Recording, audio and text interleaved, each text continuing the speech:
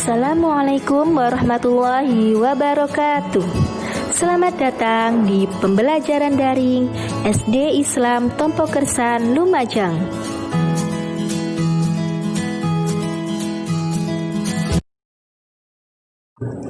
Anak-anakku yang solih-solihah, bagaimana kabar kalian hari ini? Semoga kalian semua selalu dalam keadaan sehat walafiat. Hari ini kita akan melakukan pembelajaran kelas 6, yaitu tema 2, Persatuan dalam Perbedaan, subtema 1, Rukun dalam Perbedaan. Bersama saya, Ustazah Eva. Tujuan pembelajaran kita hari ini, yang pertama, mampu membuat peta pikiran suatu teks. Yang kedua, memahami makna proklamasi kemerdekaan bagi bangsa Indonesia.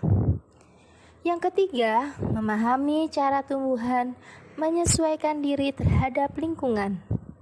Yang keempat, memahami makna persatuan dalam perbedaan. Dan yang kelima, memahami pola lantai dalam tari. Baik anak-anakku yang soleh-solehah, sebelum kita memulai pembelajaran hari ini, marilah kita membaca basmalah bersama-sama.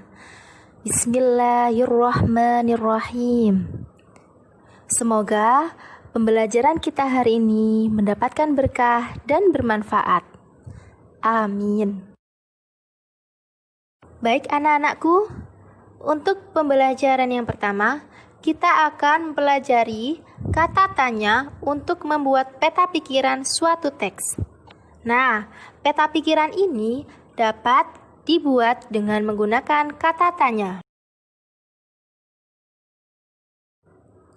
Adapun kata tanya yang digunakan untuk membuat peta pikiran suatu teks terdiri dari 6 kata, yaitu yang pertama, kata apa, yang digunakan untuk menanyakan hal atau peristiwa yang terjadi. Yang kedua, kata siapa. Kata ini digunakan untuk menanyakan seseorang atau pelaku yang terlibat dalam suatu peristiwa.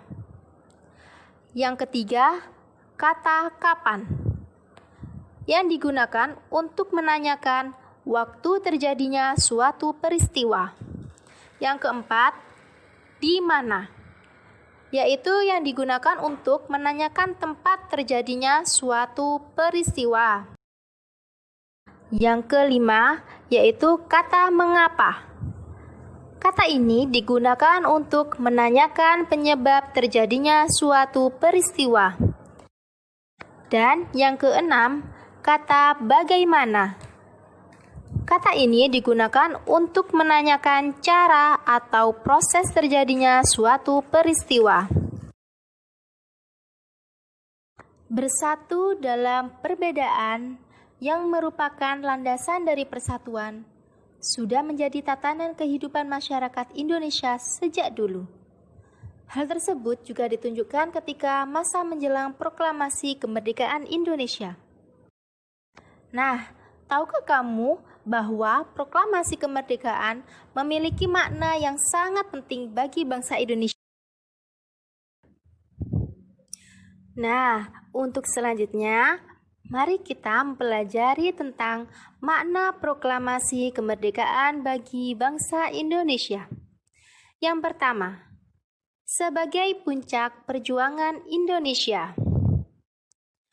Bangsa Indonesia setelah dijajah selama bertahun-tahun oleh negara-negara Eropa sampai Jepang. Penduduk dengan latar belakang yang berbeda bersatu untuk melawan penjajah. Proklamasi kemerdekaan merupakan hasil dari perjuangan para pahlawan. Yang kedua, pengakuan kepada dunia luar. Dengan membacakan teks proklamasi, Indonesia mengumumkan kepada dunia luar bahwa Indonesia adalah negara yang merdeka. Pengakuan ini disebut dengan de facto, diikuti oleh pengakuan dari negara lain, yaitu disebut dengan de jure. Yang ketiga, yaitu menaikkan martabat bangsa. Pembacaan teks proklamasi memberikan pesan kepada negara lain bahwa Indonesia adalah negara yang bebas dari penjajahan, negara yang memiliki martabat, dan negara yang mandiri. Untuk selanjutnya, makna proklamasi kemerdekaan yang keempat yaitu perjuangan sebagai negara baru. Indonesia adalah negara yang dibangun oleh rakyat dan untuk rakyat. Negara Indonesia adalah negara yang mandiri, yang tidak tergantung kepada negara lain. Yang kelima, tonggak sejarah negara Indonesia. Pembacaan teks proklamasi merupakan awal dari masa kemerdekaan Indonesia yang terbebas dari belenggu penjajahan. Nah, berikut ini anak-anak merupakan salah satu gambar tentang peristiwa pembacaan teks proklamasi oleh Insinyur Soekarno. Untuk selanjutnya, masih ingatkah kamu terhadap pepatah di mana bumi dipijak, di sana langit dijunjung? Nah, pepatah ini mempunyai makna apabila kita berada di tempat yang baru, maka kita perlu menyesuaikan diri dengan keadaan setempat agar kita bisa diterima dan hidup berdampingan dengan damai. Hal ini juga berlaku pada tumbuhan. Agar keberlangsungan hidupnya terjamin, maka tumbuhan harus mampu melakukan adaptasi sesuai kondisi lingkungannya. Nah, bagaimana sih cara tumbuhan beradaptasi? Mari kita pelajari bersama-sama. Adaptasi dilakukan tumbuhan agar tetap bertahan hidup. Lingkungan tempat tumbuhan hidup disebut dengan habitat. Habitat jenis tumbuhan satu dengan yang lain tentunya berbeda-beda. Nah, berikut ini merupakan contoh adaptasi tumbuhan terhadap habitatnya. Yang pertama, adaptasi tumbuhan di lingkungan kering. Tumbuhan yang dapat hidup di lingkungan yang memiliki sedikit air disebut dengan xerofit. Adapun contoh tumbuhannya yaitu pohon kurma, lidah buaya, cocor bebek, dan tumbuhan kaktus. Yang selanjutnya yaitu adaptasi tumbuhan di lingkungan berkadar garam tinggi. Tumbuhan yang dapat hidup di lingkungan dengan kadar garam tinggi disebut dengan halofit. Adapun contoh lingkungan dengan kadar garam tinggi yaitu laut, muara sungai, dan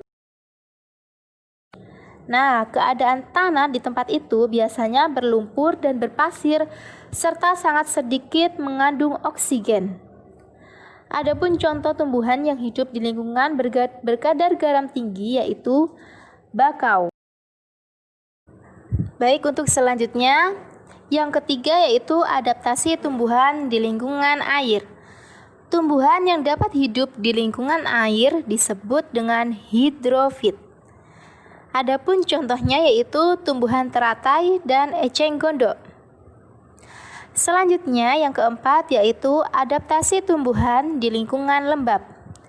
Tumbuhan yang dapat hidup di lingkungan lembab disebut dengan higrofit, yaitu contohnya tumbuhan paku dan begonia.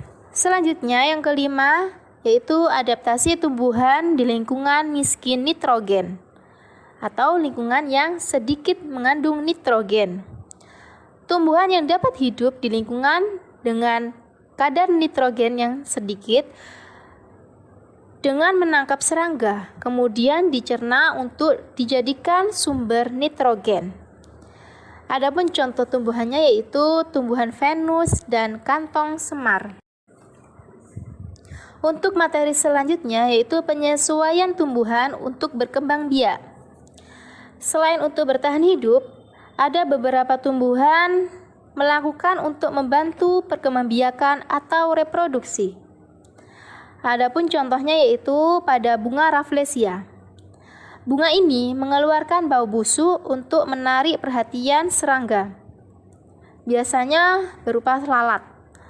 Nah, serangga ini akan hinggap pada bunga Rafflesia sehingga dapat membantu proses penyerbukannya.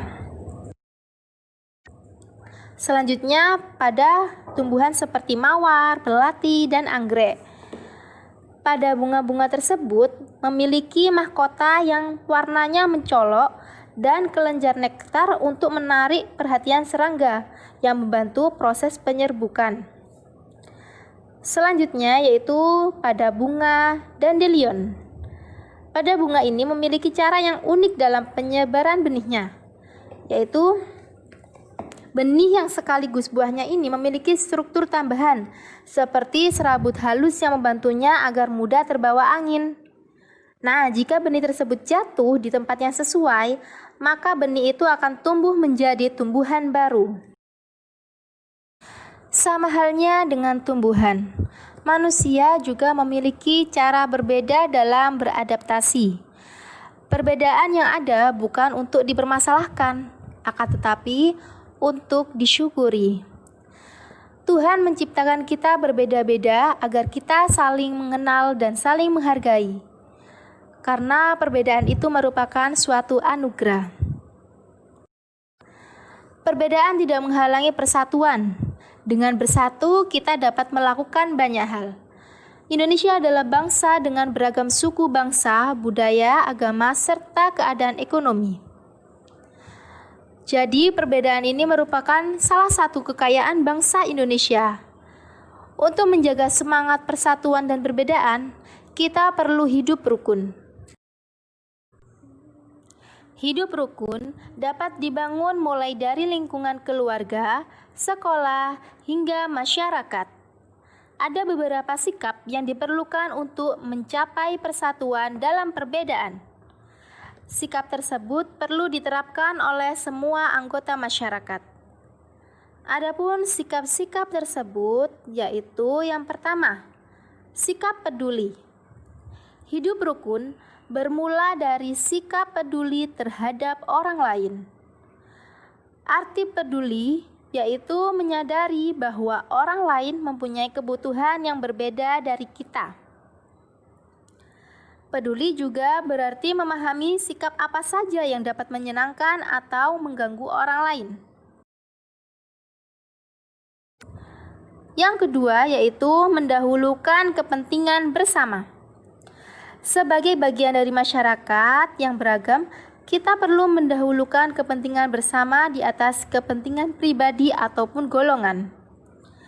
Kepentingan bersama dapat mencakup kepentingan di suatu lingkungan masyarakat, lingkungan sekolah, ataupun lingkungan negara. Yang ketiga yaitu sikap toleransi kepada orang lain. Arti toleransi di sini yaitu sikap saling menghormati dan menghargai antar individu, meskipun terdapat perbedaan. Toleransi ini merupakan sikap yang harus terus diterapkan dalam kehidupan sehari-hari. Baik anak-anakku yang soleh-solehah, untuk selanjutnya kita akan mempelajari materi pola lantai dalam gerak tari. Dalam semangat persatuan bangsa Indonesia, tercermin pada seni budaya lokal. Salah satunya adalah melalui tarian. Banyak sekali tarian daerah Indonesia yang menyerukan persatuan. Setiap tari tradisional terdiri atas penari yang melakukan tarian secara perorangan, berpasangan, ataupun berkelompok. Kegiatan menari lebih dari satu orang, apalagi berkelompok dalam jumlah yang cukup besar, membutuhkan kekompakan. Posisi dalam menari juga perlu diperhatikan oleh seorang penari. Nah, pengaturan posisi ini disebut dengan pola lantai. Gerak tari merupakan salah satu unsur utama pada suatu tarian.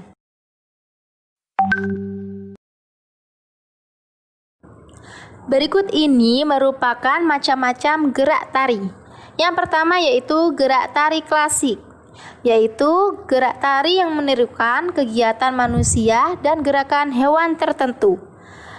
Gerak tari klasik mengikuti pola-pola gerakan tertentu, seperti contoh pada gerak tari topeng, tari golek, dan tari bedaya.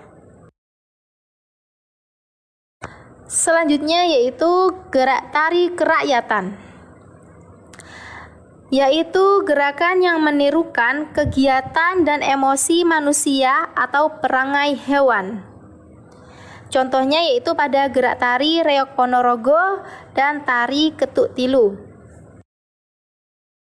Dan selanjutnya yang ketiga yaitu gerak tari kreasi baru, merupakan gerak tari yang dibentuk dari gerak tari yang sudah ada.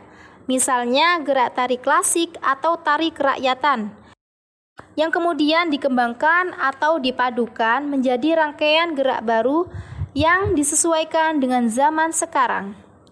Contohnya yaitu gerak tari pada tari saman, tari kecak, dan tari seringi. Saat melakukan tari kelompok, para penari membuat bentuk atau formasi tertentu. Formasi tersebut biasa disebut dengan pola lantai. Pola lantai adalah pola denah yang harus dikuasai oleh seorang penari dan berfungsi untuk membuat posisi dalam sebuah ruang gerak. Terdapat dua pola garis dasar pada pola lantai, yaitu pola garis lurus dan pola garis lengkung. Pola garis lurus dan lengkung masing-masing mengalami perkembangan. Nah, berikut ini merupakan gambar pola pada garis lurus dan pola pada garis lengkung. Berikut ini merupakan jenis-jenis pola lantai. Yang pertama yaitu pola lantai vertikal atau lurus. Adapun ketentuannya yaitu tari klasik banyak menggunakan pola lantai vertikal. Yang kedua, pola lantai ini memberikan kesan sederhana tetapi kuat. Yang ketiga, penari membentuk garis vertikal, yaitu garis lurus dari depan ke belakang atau sebaliknya. Contohnya pada tari serimpi dari Jawa Tengah.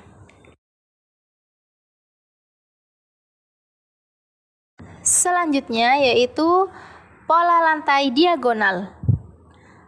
Pada pola lantai diagonal, penari berbaris membentuk garis menyudut ke kanan ataupun ke kiri. Contoh pada gerakan tari gending Sriwijaya dari Sumatera Selatan. Dan selanjutnya yang ketiga yaitu pola lantai garis melengkung. Ketentuan yang pertama yaitu penari membentuk garis lingkaran. Yang kedua, tari rakyat dan tari tradisional banyak menggunakan pola ini. Dan yang ketiga, pola lantai ini memberi kesan lemah dan lembut. Seperti contoh pada tari gending Sriwijaya dari Sumatera Selatan.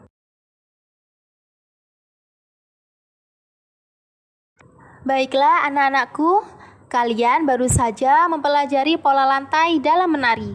Kerjasama yang baik harus dimiliki oleh seorang penari agar menghasilkan sebuah tarian yang indah. Perbedaan yang dimiliki oleh para penari tidak boleh menghalangi semangat persatuan dalam menghasilkan tarian yang indah. Alhamdulillahirrabbilalamin. Pembelajaran kita hari ini telah selesai. Semoga pembelajaran kita bermanfaat dan jangan lupa anak-anak untuk selalu tetap menjaga kesehatan dan tetap di rumah saja.